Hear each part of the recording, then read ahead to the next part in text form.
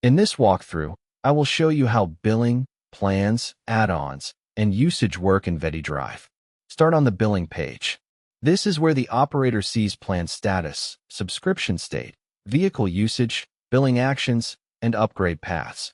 Each base plan has a vehicle limit. If the operator hits a limit, the dashboard should explain what happened and route them to the next plan instead of letting the workflow fail silently. Website access is a separate add-on. Basic and professional website plans are not the same as the base dashboard subscription because public websites are growth products. Stripe remains partner-owned for rental payments. VettyDrive does not hold renter funds and does not take rental commission. Stripe checkout and customer portal actions manage subscriptions and billing details. Some integrations can create usage charges. Canopy Insurance Verification is modeled as a per-successful verification add-on when enabled, while manual proof upload remains available.